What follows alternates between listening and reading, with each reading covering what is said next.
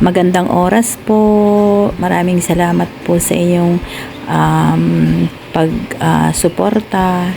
Nandito po ulit tayo sa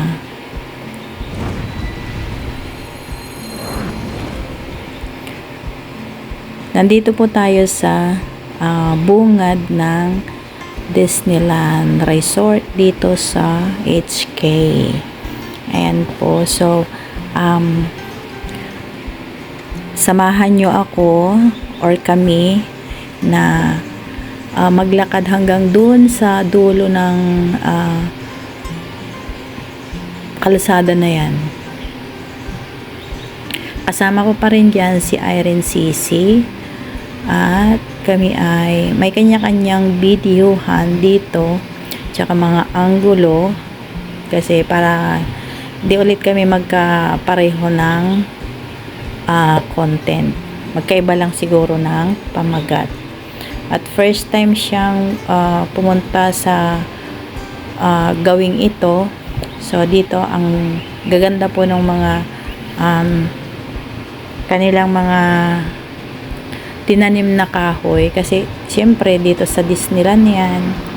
So yan guys, payong-payong din tayo pag may time kasi ang init po, sobra po yung init. Ang pangit yung yung weather para sa akin kasi biglaan, tapos biglang din lumabas ng ganyang kainit. Ayan po si Irene Sisi yung nakapayong ng doon sa likod. Ayan guys, maraming salamat po sa mga lahat na nanonood, lahat na nagsusuporta sa aking mga video na kahit ilan man lang kayo dyan, at least may na-upload for the 11 o'clock time in the morning. Ayan po, makikita nyo yung yung araw, I mean yung init ng araw. Makikita, maramdaman, whatever. Ayan guys, sinadya ko po yan na pakita yung mga dahon na nahulog. Kasi para may content ba, hindi sayangin yung oras na yung pagpunta namin dyan, kahit ilang beses na akong may mga video dito, pero matagal yun. Hindi ko sana ito i-voice over, kaso kailangan i-voice over guys.